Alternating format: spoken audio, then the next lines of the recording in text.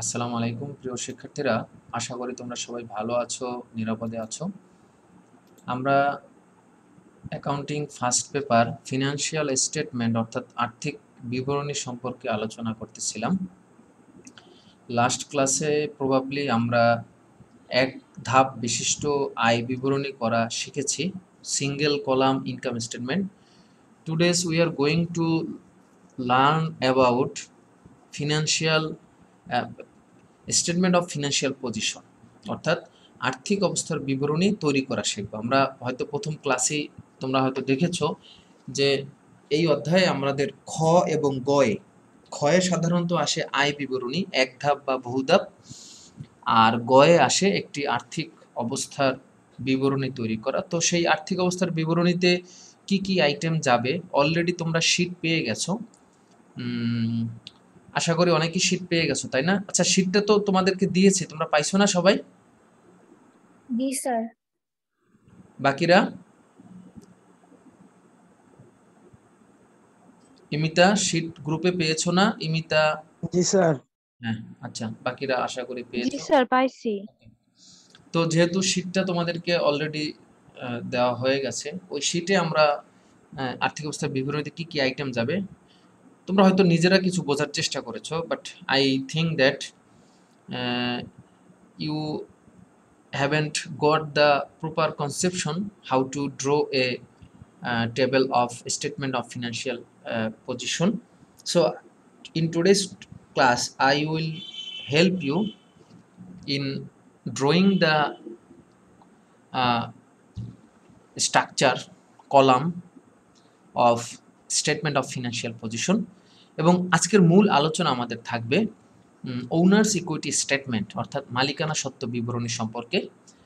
আর আর্থিক অবস্থার বিবরণীতে কোনো চেঞ্জ নেই, এক ধাপ বিশিষ্ট আয় বিবরণী হোক, বহু ধাপ বিশিষ্ট আয় বিবরণী হোক, আর্থিক অবস্থার বিবরণী সেম, এখানে কোনো চেঞ্জ নেই। তো তাহলে চলো আমরা আর্থিক অবস্থার বিবরণীতে কি কি বিষয়ে যাবে এই বিষয়গুলো একটু আলোচনা করার চেষ্টা করি। তো আশা করি তোমাদের সামনে একটা স্ক্রিন আসছে, তোমরা কি স্ক্রিনটা দেখতে পাচ্ছ? জি স্যার। জি স্যার, দেখতে পাচ্ছি। ওকে, তো আমরা এখানে টাকার ঘর তিনটা নেই, তিনটা নিলে আমাদের জন্য ভালো হবে, বেটার হবে। টাকার ঘর তিনটা না হলে ভালো হয় আর কি। তো উপরে আমাদের লেখাটা কি হবে সেটা আমরা আগে একটু বোঝার চেষ্টা করি। এখানে কিন্তু একটা জিনিস মনে রাখতে হবে যে আর্থিক অবস্থার বিবরণী এটা কিন্তু একটি নির্দিষ্ট দিনে তৈরি করতে হয়, অর্থাৎ একটা হিসাবকাল শেষে একটা নির্দিষ্ট দিনে, ওই ডেটে বা ওই দিনে ওই সময়ে তোমার ব্যবসা প্রতিষ্ঠানের দায় কতটুকু ছিল, মালিকানা কতটুকু ছিল এবং সম্পদ কতটুকু ছিল। তো এটা আমরা আর্থিক অবস্থার বিবরণী তৈরি করার মাধ্যমে মূলত পাই। আর একটা বিষয় হলো, আমরা যে আয় বিবরণী তৈরি করছি, আয় বিবরণীটা হলো এক বছরের সামগ্রিক কার্যক্রমের উপরে, আর আর্থিক অবস্থার বিবরণী হলো একটা নির্দিষ্ট দিনে, একটা হিসাবকাল শেষে। তো ধরো একজন ব্যক্তির নাম, ধরো আমাদের সাথে নোমান আছে,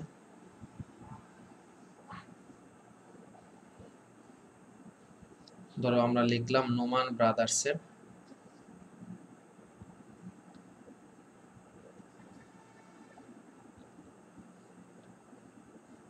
আর্থিক অবস্থার বিবরণী, জাস্ট আমরা লিখলাম আর কি। তো এখানে আমাদের টাকাটা লিখতে হবে, সরি আমাদের তারিখটা লিখতে হবে। ধরো আমরা 2020 সালের যদি জন্য করি, তাহলে তারিখটা হবে এরকম যে ডিসেম্বর 31, 2020, আর কিছু লেখা যাবে না। অথবা এরকম লিখতে পারো 2020 তারিখ, এতটুকু লিখতে পারো। আর একটু লিখতে পারো তারিখে প্রস্তুতকৃত, অথবা তোমাদের আর কিছু না লিখে শুধু এতটুকু লিখলে হবে 31 ডিসেম্বর 2020। আর আয় বিবরণীর ক্ষেত্রে আমরা কিরকম করছিলাম তোমরা সেটা হয়তো জানো, যে আয় বিবরণীর ক্ষেত্রে আমরা এইভাবে লিখতাম 2020 সালের 31শে ডিসেম্বর সমাপ্ত বছরের জন্য, ঠিক আছে? অর্থাৎ আয় বিবরণীটা আমরা একটা বছরের সামগ্রিক কার্যক্রমের উপর ভিত্তি করে করতাম। আর আর্থিক অবস্থার বিবরণী এটা হলো একটা নির্দিষ্ট ডেটে, একটা নির্দিষ্ট তারিখে প্রতিষ্ঠানের সম্পদ, প্রতিষ্ঠানের দায়, মালিকানা সত্ত্ব কতটুকু আছে সেটার উপর ভিত্তি করে লেখা হয়। এখানে আমাদের বিবরণ আসবে টাকা, টাকার ঘর আমরা 3টা দিতে পারি, সমস্যা নেই।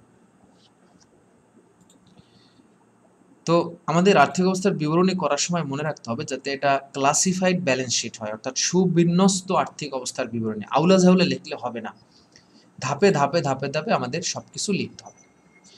তো প্রথমে আমাদের আসবে সম্পদ, সম্পদ সমূহ। আচ্ছা, তোমরা কি বলতে পারবা সম্পদের ভিতরে 2টা ভাগ করা যায়, আমরা 2 ধরনের সম্পদ পাই নরমালি, সেই 2 ধরনের সম্পদ কি কি কেউ বলতে পারবা?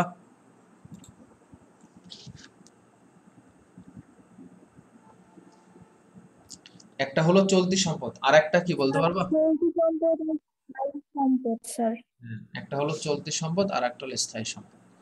সম্পদ সাধারণত 2 ধরনের হয়, একটা হলো চলতি সম্পদ আর একটা হলো স্থায়ী সম্পদ। এখন চলতি সম্পদের ভিতরে অনেক ক্যাটাগরি থাকতে পারে, অনেক আইটেম আছে চলতি সম্পদের। 2-একটা নাম কেউ বলতে পারবা? নোমান বা বাকিরা বলতে পারবা কয়েকটা চলতি সম্পদের নাম? দেখি মনে পড়ে কিনা। কয়েকটা চলতি সম্পদের নাম কেউ বলতে পারবা? যেমন নগদ তহবিল একটা চলতি সম্পদ, এরকম কয়েকটা নাম বলো তো কেউ। স্যার অগ্রিম বীমা। অগ্রিম বীমা, তার মানে আমরা এটা বলতে পারি অগ্রিম ব্যয়, অগ্রিম ব্যয়, অগ্রিম খরচ বা অগ্রিম ব্যয় একটা চলতি সম্পদ। এরপর হতে পারে সমাপনী মজুত পণ্য একটা চলতি সম্পদ, তাই না? এরপর হতে পারে বকেয়া আয় একটা চলতি সম্পদ, প্রাপ্য বিল, প্রাপ্য নোট, ঠিক আছে? এগুলো সব হলো চলতি সম্পদ। তো তোমাদের বইয়ে আমি একদিন একটা শীট দিছিলাম, তোমাদের একদিন আমি একটা শীট দিছিলাম, ওই শীটের ভিতরে চলতি সম্পদের আইটেমগুলো সুন্দর করে ব্যাখ্যা সহকারে দেওয়া আছে। তো আশা করি তোমরা ওইটা বুঝতে পারবা।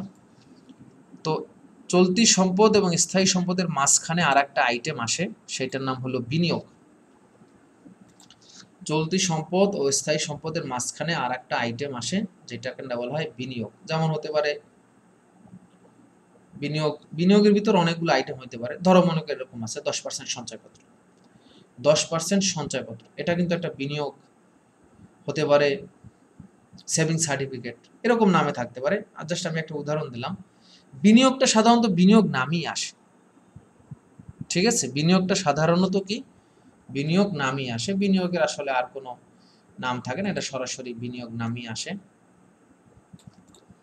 তো বিনিয়োগের ক্ষেত্রে একটা ধারণা আমরা আগে জানতাম যে বিনিয়োগের ক্ষেত্রে পার্সেন্ট থাকলে সেটা দীর্ঘমেয়াদী বিনিয়োগ, আর বিনিয়োগের ক্ষেত্রে পার্সেন্ট না থাকলে সেটাকে আমরা সাধারণত বলি যে এটা আমাদের চলতি সম্পদ। তো যাই হোক,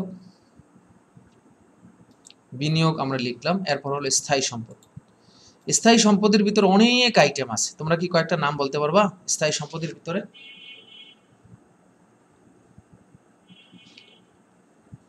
স্যার জমি, দালান কোঠা। হ্যাঁ, বাকিরা বলো, তুমি তো 2টা বললা। স্যার আসবাবপত্র, সরঞ্জাম। হুম, আসবাবপত্র, সরঞ্জাম, জমি, অনেক নামে থাকতে পারে, ঠিক আছে? যন্ত্রপাতি, দালান কোঠা, অনেক নামই থাকতে পারে, ঠিক আছে? তো এখানে একটা জিনিস মনে রাখতে হবে যে এগুলো থেকে কিন্তু আবার কি বাদ যাবে? অবচয়। এগুলো থেকে কিন্তু আবার অবচয় বাদ যাবে। যেমন আসবাবপত্রের উপর যদি অবচয় থাকে সেটা বাদ যাবে, সরঞ্জামের উপরে যদি অবচয় থাকে সেটা বাদ যাবে, যন্ত্রপাতির উপরে যদি অবচয় থাকে সেটা বাদ যাবে। অর্থাৎ এগুলো থেকে তার যার যার অবচয় সেই অবচয়টা বাদ যায়। তো এই 3 ক্যাটাগরির আইটেম থেকে আমরা যে টাকাটা পাবো সেটা হলো আমাদের মোট সম্পদ। এই 3 ক্যাটাগরি থেকে আমরা যে টাকাটা পাবো এটা হলো আমাদের মোট সম্পদ। এবং এখানে অবশ্যই আমাদের কি করতে হবে? জেড টেনে দিতে হবে। এখানে অবশ্যই আমাদের কি করতে হবে শিক্ষার্থীরা? জেড টেনে দিতে। জের মানে হলো তোমার অঙ্ক শেষ। জের মানে তোমার অঙ্ক শেষ হয়েছে। জেড টানা মানে তোমার অঙ্ক শেষ হয়েছে বোঝাচ্ছে। তো এই বিষয়টা মনে রাখবা যে এগুলোর সাথে যদি কোনো সমন্বয় থাকে সেই সমন্বয় যোগ বিয়োগ করার পর ফাইনাল টাকাটা লিখবো। আর এই যে টাকার ঘর, এখানে টাকার ঘর দেখো, এটা হলো আমাদের খুচরা টাকা, অর্থাৎ ধরো প্রাপ্য হিসাব আছে, এই প্রাপ্য হিসাব থেকে একটা আইটেম বাদ যায়, যেমন অনাদায়ী পাওনা, ঠিক আছে। আবার ধরো মনে করো সরঞ্জাম, এটার উপরে অবচয় আছে। তো এই খুচরা যে টাকাগুলো, সেই টাকাগুলো এই ঘরে বসবে। এর পরের যে ঘরটা আছে, এই ঘরে হলো বিস্তারিত টাকা, ধরো চলতি সম্পদের প্রাপ্য হিসাবের ঘরে এখানে লিখলা, আর চলতি সম্পদ যোগ করে ফাইনাল যে টাকাটা আসবে, ফাইনাল টাকার ঘর হলো এটা, এটা হলো ফাইনাল টাকার ঘর। ওকে, তো আমি এই তিনটা বিষয়, অর্থাৎ যত তোমার খুচরা কাজ আছে তত ডানে সরবে, যত খুচরা কাজ থাকবে তত বামে সরবে, অর্থাৎ এদিকে সরবে, এই যে এদিকে সরবে, যত খুচরা কাজ তত এভাবে বামে সরবে। এই বামে খুচরা কাজগুলো করে এসে এসে তারপর তুমি ফাইনাল টাকার ঘরে লিখবা, ঠিক আছে। অর্থাৎ আগে হলো এইটা, পরে হইলো এইটা, পরে ফাইনাল টাকা এখানে। তো আমি যেটা বললাম যে মোট সম্পদ আমরা যখন বের করব, এটা আমাদের মোট সম্পদ বের হবে। ধরো স্থায়ী সম্পদ, চলতি সম্পদ, বিনিয়োগ সব বের করার পর অবশ্যই আমাদের একটা মোট সম্পদ বের হবে, এবং এটা আমাদের জেড টেনে দেবো। জেড টেনা মানে হলো অঙ্ক শেষ। এই যে জেড টেনা মানে কি, অঙ্ক তুমি শেষ করছো। দুটো জেড মানে হলো দুটো ছোট চিকন রেখা টানা মানে হলো তোমার অঙ্ক শেষ হয়েছে। এই হলো আমাদের এখন যে রেজাল্টটা বের হবে এই তিনটা ক্যাটাগরি থেকে, এটা হলো আমাদের মোট সম্পদ।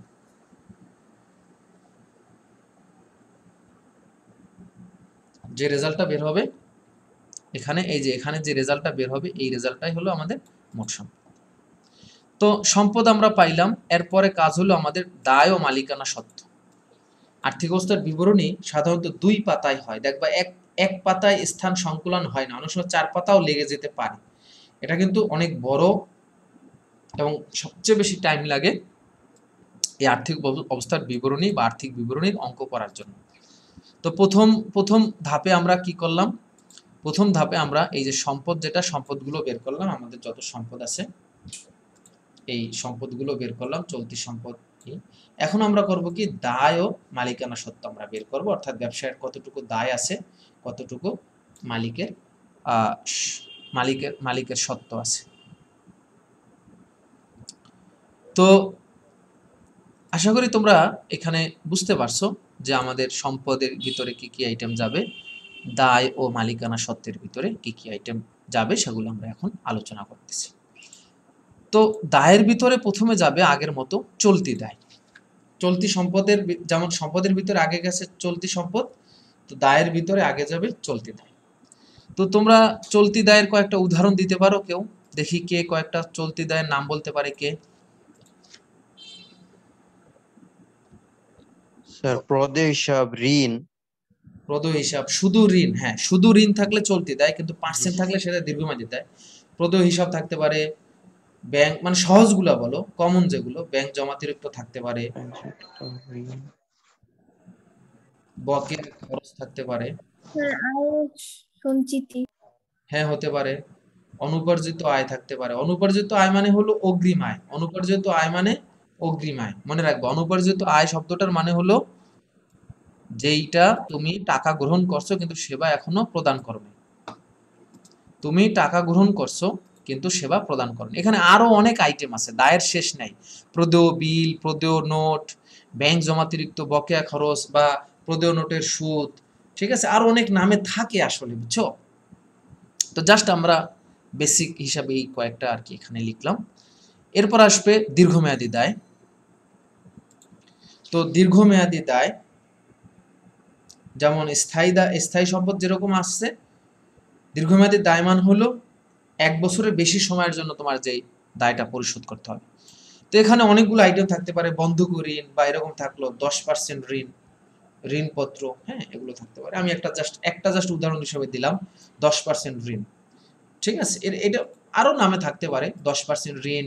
স্যার ব্যাংক ঋণটা কি স্যার হইতে পারে? স্যার ব্যাংক ঋণ, হ্যাঁ ব্যাংক ঋণ যদি পার্সেন্ট না থাকে, মনে রাখবা ব্যাংক ঋণ যদি পার্সেন্ট না থাকে সাধারণত এটা চলতি দায় হিসাবে ধরা হবে। আর যদি পার্সেন্ট থাকে, পার্সেন্ট থাকলে সেটা হলো দীর্ঘমেয়াদী ঋণ। যেমন তুমি বলছো ব্যাংক ঋণ, আমি এই যে দিলাম, পার্সেন্ট থাকা মানে হলো এটা দীর্ঘমেয়াদী ঋণ। সাধারণত আমরা এইভাবেই ধরি আর কি। এরপর থাকতে পারে বন্ধকি ঋণ, ঠিক আছে, ঋণপত্র, এই নামে বিভিন্ন নামে থাকতে পারে। এটা তোমরা তোমাদের যে কোনো বইয়ের 10ম অধ্যায়, তোমাদের যে বই আছে, বইয়ে সরি 10ম না, 9ম অধ্যায়ে, 9ম অধ্যায়ে যদি তোমরা জাস্ট খোঁজো তোমরা তাহলেই পাবা। এখানে ছক আছে, ছকের মধ্যে অনেক আইটেম আছে। যে কোনো টেক্সট বই, দীপক কুমার নাগের বই বা আব্দুল্লাহ স্যার, নাগ স্যারের বই, আব্দুল্লাহ আছে, পরেশচন্দ্র, যে কোনো বই, দীপক কুমার বিশ্বাস, হাফিজউদ্দিন, যে কোনো বই দেখলেই তোমরা এটা পাবে, আশা করা যায়। এটা কঠিন কিছু না। তো দায় গেল, দায়ের পর আমাদের আসবে মালিকানা সত্ত্ব বা মালিকানা তহবিল, যেটা আজকে আমরা আসলে এই মালিকানা সত্ত্ব বের করাটা আজকে আমরা শিখব। আমাদের এইটাই মূলত আজকের কাজ, এটা আমরা আজকে আসলে নির্ণয় করা শিখব, ঠিক আছে। এরপর আমাদের আসবে মালিকানা সত্ত্ব। মালিকানা সত্ত্বের ভিতরে অনেক আইটেম যায়, মূলধন উত্তোলন বাদ যায়, নিট লাভ যোগ হয়, নিট ক্ষতি বাদ যায়, মানে আরো অনেক আইটেম আছে। আমরা এটাই মূলত আজকে দেখবো, মালিকানা সত্ত্ব, অর্থাৎ how to draw the statement of owners equity. This is our the secondary topic for today's lecture. Okay, তো আমরা আজকে আর্থিক অবস্থার বিবরণটি আগে একটা ছকটা জাস্ট একটু প্রিলি একটা ছক দেখলাম। তো এই তিনটা থেকে, অর্থাৎ চলতি দায়, দীর্ঘমেয়াদী দায় এবং মালিকানা সত্ত্ব থেকে আমাদের যে টাকাটা আসবে, তিনটা টাকা আমরা যোগ করে যেটা, এখন একটা জিনিস মনে রাখতে হবে যে মোট সম্পদ এবং মোট দায় ও মালিকানা সত্ত্ব দুইটা কিন্তু অবশ্যই সেম হবে। অর্থাৎ এইটার যে নাম আসবে, এইটার নাম আসবে আমাদের মোট দায় ও মালিকানা সত্ত্ব।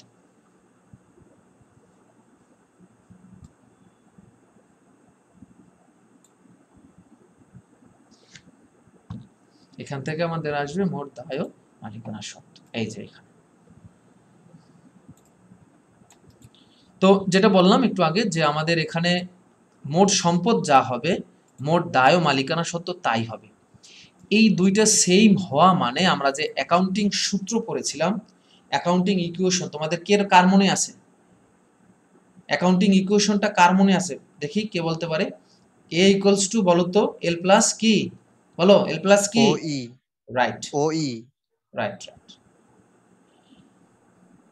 এ equals to L plus O, এটা হলো আমাদের কি বেসিক অ্যাকাউন্টিং ইকুয়েশন। এটা হলো আমাদের বেসিক অ্যাকাউন্টিং ইকুয়েশন, অর্থাৎ আমাদের হিসাব সমীকরণ, যেটার উপরে পুরো হিসাব বিজ্ঞান দাঁড়ানো। ওকে, আমাদের এই যে বেসিক অ্যাকাউন্টিং ইকুয়েশন, যেটা আমরা আসলে অনেক আগে থেকে শিখতেছি, এই দুইটা সমান হওয়া মানে মোট সম্পদ সমান সমান মোট দায় ও মালিকানা সত্ত্ব, দুইটা কি হবে?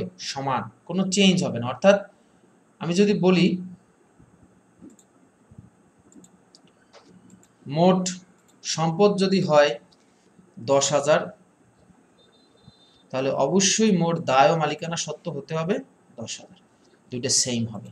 দুইটা সেম হওয়া মানে হলো আমাদের অ্যাকাউন্টিং যে ইকুয়েশন আছে সেটা প্রুভ হওয়া, অর্থাৎ প্রুভ হয়েছে, কোনো প্রবলেম হয় না। তো তোমরা কি ছকটা বুঝতে পেরেছো? আমাকে একটু মাইকটা আনমিউট করে বলো তো। জি জি স্যার। স্যার। ওকে, বাকিরাও বলো। জি স্যার। জি sir. Thank you, thank you. মাইকটা মিউট করে রাখো।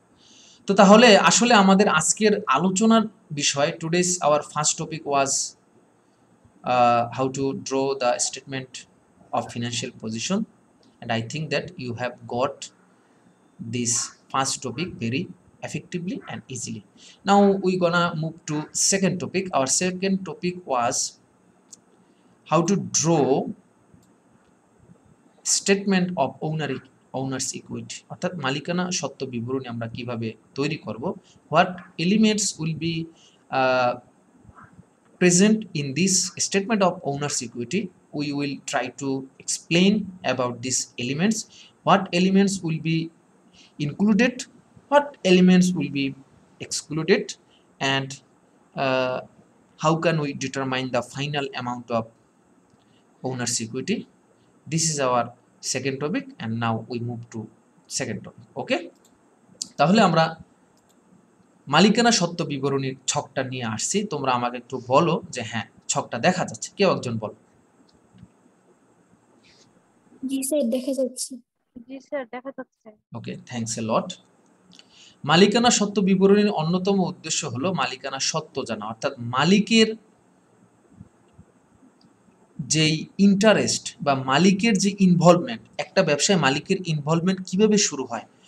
when the owner gave capital to its business, অর্থাৎ when the owner gave a lump sum money as a capital, as a investment in this in that business, অর্থাৎ একজন মালিক একটা ব্যবসায় যখন বিনিয়োগ করে, ক্যাপিটাল বিনিয়োগ করে, মূলধন বিনিয়োগ করে, তখনই কিন্তু ব্যবসার সাথে মালিকের সত্ত্ব তৈরি হয়, অর্থাৎ মালিকের ইনভলভমেন্ট তৈরি হয়।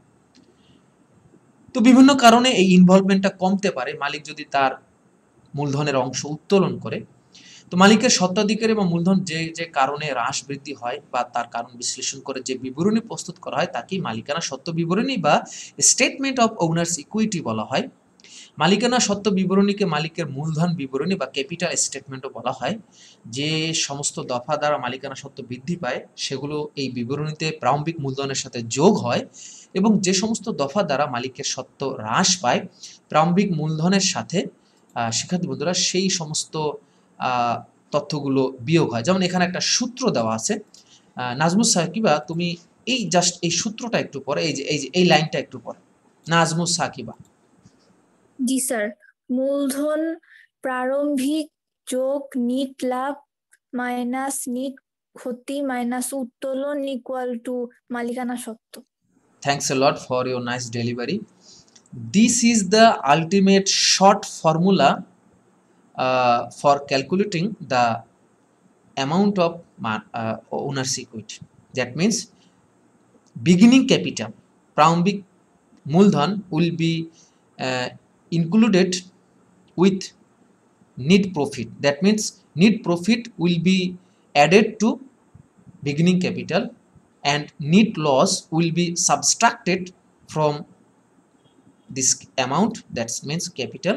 And if there is any drawings, that means if Malik draw something from his business, maybe Malik maybe owner can withdraw product, or owner can withdraw cash from his business, that amount will be subtracted from this total amount. অর্থাৎ প্রারম্ভিক মূলধনের সাথে আমাদের NEET লাভ যদি হয় সেটা যোগ হবে, নিট ক্ষতি হলে বাদ হবে, উত্তোলন হলে মাইনাস হবে, এবং ফাইনাল অ্যামাউন্টটাই হলো মালিকানা সত্ত্ব। এখন তোমরা বলতে পারবা নিট লাভ বা নিট ক্ষতি আমরা কোথা থেকে পাই? নিট লাভ বা নিট ক্ষতি আমরা কোথা থেকে পাবো? কে বলতে পারবে? যে বলতে পারবা সে আসলে একটা ব্রিলিয়ান্ট স্টুডেন্ট। কে বলতে পারবা নিট আয়, নিট লাভ, নিট ক্ষতি আমরা কোথা থেকে পাই? আমরা কিন্তু কিছুদিন আগে এই অঙ্কগুলো করেছি, লাস্ট ক্লাসে। বিশদ আয় বিবরণী। Right, thanks a lot for your nice delivery Noman. Net আয়, নিট ক্ষতি বা নিট লাভ আমরা পাই বিশদ আয় বিবরণী থেকে। লাস্ট লেকচারেই কিন্তু আমরা এগুলো করেছি। তো এখন আমরা নিচে যে ফরম্যাটটা দেখতে পাচ্ছি এটা হলো একটু এলাবোরেট ফরম্যাট, অর্থাৎ এই যে ফরম্যাটটা, এই ফরম্যাটটায় মালিকানা সত্ত্ব বিবরণীতে কি কি আইটেম যাবে টোটাল অ্যামাউন্টটা দেওয়া আছে। প্রারম্ভিক মূলধন প্রথমে আসবে, প্রারম্ভিক মূলধনের সাথে অতিরিক্ত মূলধনটা যোগ হবে, অর্থাৎ আমাদের প্রথমেই প্রারম্ভিক মূলধনটা কিন্তু দেওয়া থাকবে, প্রশ্নে প্রারম্ভিক মূলধনটা দেওয়া থাকবে বা মূলধন দেওয়া থাকবে। এর সাথে আমাদের কি কি যোগ হবে? অতিরিক্ত মূলধন যোগ হবে, মূলধনের সুদ থাকলে যোগ হবে, নিট লাভ থাকলে যোগ হবে, অর্থাৎ এই অ্যামাউন্টগুলো আমাদের কি হবে? যোগ হবে। এখান থেকে কি কি আইটেম বাদ যাবে? নিট ক্ষতি যদি থাকে বাদ যাবে, উত্তোলন যদি থাকে বাদ যাবে, আয়কর, আয়কর কিন্তু উত্তোলন, আয়কর মানে উত্তোলন, মালিকের আয়ের উপরে যে কর দেওয়া হয়, আয়কর মানে উত্তোলন। উত্তোলনের সুদ থাকলে বাদ যাবে, জীবন বীমা প্রিমিয়াম এটাও আয়কর বোঝাচ্ছে, অর্থাৎ এটাও আয়করের মতো, অর্থাৎ উত্তোলন বোঝাচ্ছে।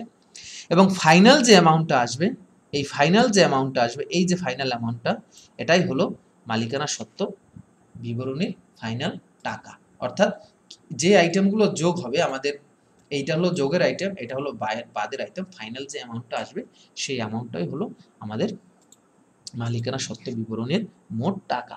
অর্থাৎ এখানে তাহলে শিক্ষার্থী বন্ধুরা আমরা কি কি জিনিস জানলাম, যে মালিকানা সত্ত্ব বিবরণীতে আমাদের প্রারম্ভিক মূলধন আসবে, প্রারম্ভিক মূলধনের সাথে যদি মালিক অতিরিক্ত মূলধন ইনভেস্ট করে সেটা যোগ হবে, মূলধনের সুদ মানে মূলধন শব্দের সাথে যা আছে সব যোগ হবে, অতিরিক্ত মূলধন যোগ, মূলধনের সুদ যোগ, নিট লাভ নিট আয় যদি থাকে যোগ হবে, অন্যদিকে নিট ক্ষতি যদি হয় সেটা মাইনাস হবে, উত্তোলন থাকলে মাইনাস হবে, কারণ উত্তোলন মানে কি মালিক তার টাকা উঠাই নিছে, আয়কর থাকলে বাদ যাবে, উত্তোলনের নামে যদি উত্তোলনের সুদ থাকে, পণ্য উত্তোলন এগুলোও বাদ যাবে, জীবন বীমা প্রিমিয়াম বাদ যাবে, মালিকানা সত্ত্ব এভাবে আমরা বের করব। এমনকি মালিকের চলতি হিসাব থাকলেও বাদ যাবে।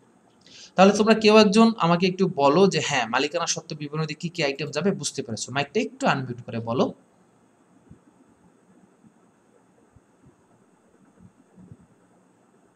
কেউ জি একজন স্যার, বুঝতে পেরেছি। ওকে, থ্যাঙ্কস লট। তো দেখো তো এই অঙ্কটা আমরা লাস্ট ক্লাসে করেছিলাম আব্দুল্লাহ লন্ডি সার্ভিসের, দেখো তো মনে পড়ে কিনা, এই লাস্ট লেকচারে কিন্তু আমরা এই অঙ্কটা করছিলাম, মনে পড়ে? জি স্যার। ওকে, এখানে আমাদের আয় বিবরণীর উত্তর কত হয়েছিল? 93,050 টাকা। মনে আছে আয় বিবরণী আমাদের উত্তর কত হয়েছিল? 93,050 টাকা। মানে এটা কিন্তু একটা বোর্ডের অঙ্ক। আমরা এখন কি করব, মালিকানা সত্ত্ব বিবরণী তৈরি করব এবং এটার সাথে কিন্তু চলতি সম্পদও বের করতে বলছে, তার মানে আর্থিক অবস্থার বিবরণী আংশিক। আসলে এখানে অঙ্কটা হবে কি, আর্থিক অবস্থার বিবরণী আংশিক, অর্থাৎ শুধুমাত্র দায় আমাদের বের করার দরকার নেই, দায় বাদে বাকি জিনিস আমাদের বের করতে বলছে। ঠিক আছে, তো আমরা আগে ছক কাটি।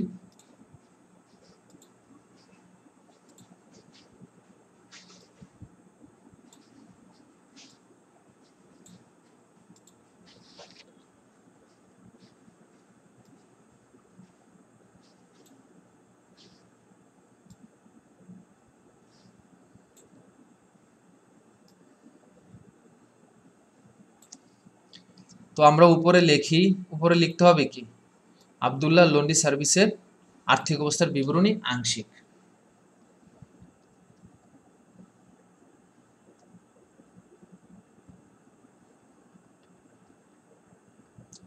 আব্দুল্লাহ লন্ড্রি সার্ভিসের আর্থিক অবস্থার বিবরণী, ব্র্যাকেটে আংশিক লিখবো, কারণ আমরা কিন্তু ফুল আর্থিক অবস্থার বিবরণী করতে বলে নাই, জাস্ট সম্পদ এবং মালিকানা সত্ত্ব দেখাইতে বলছে, আমাদের কিন্তু দায় দেখাইতে বলে নাই। ঠিক আছে, আমাদের কিন্তু দায়টা দেখাইতে বলে নাই, তার মানে আমরা আংশিক করতেছি। তারিখ কি দেব, ডিসেম্বর 31, 2018।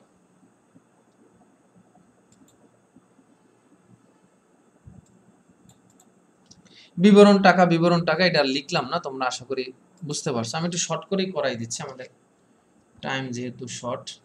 আগে যেহেতু মালিকানা সত্ত্ব করতে বলছে তাই মালিকানা সত্ত্ব আগে নিয়ে আসি। আচ্ছা, মালিকানা সত্ত্বের ভিতরে প্রথমেই কি আসবে কে বলতে পারবে? মূলধন আসবে, তাই না? মালিকানা সত্ত্বের ভিতরে প্রথমেই কি আসবে আমরা দেখলাম, মূলধন। বলো তো মূলধন কত টাকা? কেউ একজন বলো তো মূলধন কত টাকা? 76,000। বাকিরাও বলার চেষ্টা করো। মূলধন হলো 76,000 টাকা। মূলধনের সাথে কি যোগ হবে? 76,000। Thank you. মূলধনের সাথে কি যোগ হবে? একটু আগে আমরা শিখছিলাম নিট লাভ থাকলে যোগ হবে, আমাদের এখানে নিট আয় আছে, তাই না? বলো তো নিট আয়টা কত টাকা আছে আমাদের? এই যে নিট আয় আছে, বলো কেউ একজন। 93,050 টাকা, তাই না? আচ্ছা, এখন এই দুটো যোগ করলে কত হয় কেউ একজন করো তো ক্যালকুলেটরে। এই দুটো যোগ দিলে কত হয় শিক্ষার্থীরা কেউ একজন বলো।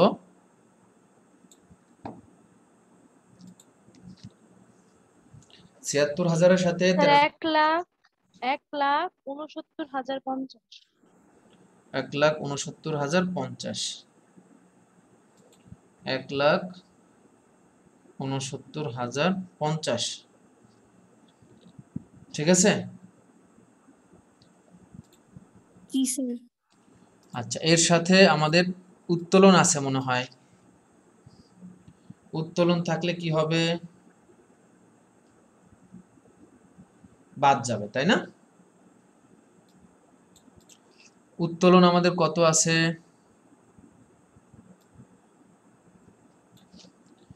কে বলতে পারবে উত্তোলনটা কত আছে? স্যার 5,000। স্যার 5,000। 5,000। উত্তোলনটা আমাদের বাদ যাবে।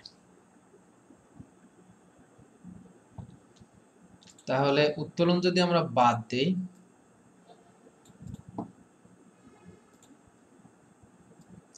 আর কোনো আইটেম বোধহয় আমাদের নাই। আয়কর আছে? নাই। জীবন বীমা প্রিমিয়াম? নাই। আর কোনো আইটেম নাই। তাহলে মালিকানা সত্ত্ব আমাদের এখানে কত আসবে?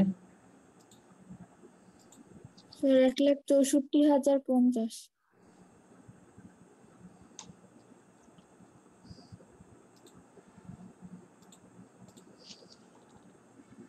তাহলে মোট মালিকানা সত্ত্ব আমাদের বের হয়েছে 1,64,050 টাকা। তো আশা করি এটা তোমরা বুঝতে পারছো শিক্ষার্থীরা। আশা করি এটা তোমরা বুঝতে পারছো। এখন আমরা পরেরটা করি, অর্থাৎ চলতি সম্পদের পরিমাণ নির্ণয় করতে বলছে। একটা আছে, এই যে চলতি সম্পদের পরিমাণ নির্ণয়, ঠিক আছে? তো এটা যদি আমরা এখন করি, এটা আমি জাস্ট বুঝাই দিই, এটা এই ছকেই হবে, একই ছকে হবে। চলতি সম্পদের ভিতরে কি কি আইটেম যাবে? প্রথমে আসবে এই যে দেখো নগদ। নগদ একটা চলতি সম্পদ, তাই না? নগদ একটা চলতি সম্পদ না? জি স্যার। আচ্ছা, এরপর আছে কি? প্রাপ্য হিসাব আছে, এই যে প্রাপ্য হিসাব। তবে প্রাপ্য হিসাব থেকে একটা সমন্বয় বাদ যাবে, এই 5 নাম্বার সমন্বয়টা বাদ যাবে। প্রাপ্য হিসাবের 5% অনাদায় পাওনা সঞ্চিতই ধারতে হবে। তার মানে দেনাদারের কাছ থেকে তুমি এই 5% টাকা আদায় করতে পারবে না। আমরা যখন গত ক্লাসে খ নাম্বারটা করি, অর্থাৎ আয় বিবরণী তৈরি করছি, সেখানে তোমাদের মনে আছে হয়তো অনাদায় পাওনা সঞ্চিত আমরা নির্ণয় করছিলাম কত জানো? 2,950 না কত টাকা, সেটা বাদ যাবে। আচ্ছা, এরপর আমাদের চলতি সম্পদ আর কি কি আছে আমরা যদি খুঁজি, আমাদের খুঁজতে হবে। এরপর আমরা যদি দেখি চলতি সম্পদ এখানে একটা আছে, তাই না? অগ্রিম বীমা। অগ্রিম বীমা একটা চলতি সম্পদ, তাই না? তবে অগ্রিম বীমা থেকেও একটা সমন্বয় আছে, এটা বাদ যাবে। এই যে দেখো 2 নম্বর সমন্বয়টা বাদ যাবে। অগ্রিম বীমার মেয়াদ উত্তীর্ণ হয়েছে 1,500 টাকা, তার মানে এটা বীমা খরচ হয়ে গেছে। আমরা খ নাম্বার যখন করেছিলাম, এই বীমা খরচটা আমরা আয় বিবরণীতে দেখিয়েছিলাম, এবং তোমরা জানো যে সমন্বয়ের আইটেম কমপক্ষে 2 বার যাবে। তার মানে এই 2 নম্বর সমন্বয়টা একবার আমরা আয় বিবরণীতে দেখিয়েছিলাম বীমা খরচ নামে, এখন আমার অগ্রিম বীমা থেকে আমাদের এটা বাদ যাবে। আচ্ছা, এরপর আমাদের আর কি আইটেম আছে আমরা যদি খুঁজি, এখানে একটা আইটেম আছে বেতন। অগ্রিম বেতন আছে না? বেতন হলো 15 মাস 15,000, অগ্রিম বেতন আছে 3,000, তার মানে অগ্রিম বেতন একটা সম্পদ, এই একটা আইটেম। তো এরপর যদি আমরা আরেকটু খুঁজি যে আমাদের চলতি সম্পদ আর কি কি আইটেম আছে, এখানে একটা আছে প্রাপ্য নোট 20,000, এটা একটা চলতি সম্পদ। আচ্ছা, এরপর এখানে আমাদের রেওয়া মিলের ভিতরে আর কোনো চলতি সম্পদ নাই। আমাদের এখন খুঁজতে হবে সমন্বয়ের কোনো চলতি সম্পদ বাদ পড়ছে কিনা। হ্যাঁ, সমন্বয়ে একটা চলতি সম্পদ আছে, এই যে 1 নাম্বারটা। অব্যবহৃত সাপ্লাইজের পরিমাণ আছে, এখানে দেখো একটা অ্যামাউন্ট টাকা দেওয়া আছে। এই যে অব্যবহৃত সাপ্লাইজ, এটা একটা সম্পদ, 10,000 টাকা দেওয়া আছে। অব্যবহৃত সাপ্লাইজ মানে হলো যেই সাপ্লাইজ তুমি ব্যবহার করে শেষ করতে পারোনি, হিসাবকাল শেষে তোমার এটা রয়ে গেছে। তো এখানে কিন্তু সাপ্লাইজ খরচ আছে 13,500, তার মানে সব সাপ্লাইজ খরচ করতে পারোনি, ঠিক আছে? সাপ্লাইজ মানে মজুত পণ্য বা সরবরাহ, যেমন চাল, ডাল, আটা, তেল, নুন, সবজি, এগুলো বা আরও অনেকগুলো হতে পারে। তো এই যে সাপ্লাই সব তুমি খরচ করতে পারো নাই, হিসাবকাল শেষে তোমার সাপ্লাইজ রয়ে গেছে 10,000 টাকা, তাহলে এই অব্যবহৃত সাপ্লাইজ বা অব্যবহৃত সরবরাহ তোমার একটা সম্পদ। তো এখন যদি আমরা চলতি সম্পদ যে আইটেমগুলো বললাম ওগুলো বাদ দিয়ে টোটাল টাকা যদি আমরা ধরি, তাহলে যেই অ্যামাউন্টটা বের হবে সেটাই হলো আমাদের মোট চলতি সম্পদ। তাহলে কি তোমরা বুঝতে পারছো? একটু মাইকটা আনমিউট করে আমাকে বলো। জি স্যার। জি sir. Okay, thanks a lot for being with me till the end of this class. I think that today's lecture is too much vital and important for you, because today's is the last class of single column income statement. From today's lecture, I will not explain again about a single column income statement. That means from tomorrow, that means tomorrow's lecture, I will going to start the multiple column income statement. That means 2 column uh, mm, uh, income statement. But structure of preparing statement of financial position will be remain same. That means income statement has a difference in case of single column income statement and multiple column income statement. But in case of drawing the structure of statement of financial position will be remain same. There is no change. That means first there will come asset, following by investment, then there will come total liabilities and total owners equity. তো আজকের ক্লাসের পর থেকে আমরা একধাপ বিশিষ্ট আয় বিবরণী আর করাবো না। নেক্সট ক্লাস থেকে আমরা বহুধাপ বিশিষ্ট আয় বিবরণী শুরু করব। যদিও আর্থিক অবস্থা বিবরণী আমাদের সেম থাকবে, এখানে কোনো পরিবর্তন নাই। তো তোমাদেরকে আমি অনুরোধ করব যে কোনো বইয়ের উদাহরণ থেকে সমন্বয়ের অঙ্কগুলো ভালো করে করবে। তাহলে সবাই ভালো থাকো, বিদায় নিচ্ছি। আসসালামু আলাইকুম রহমতুল্লাহ। স্যার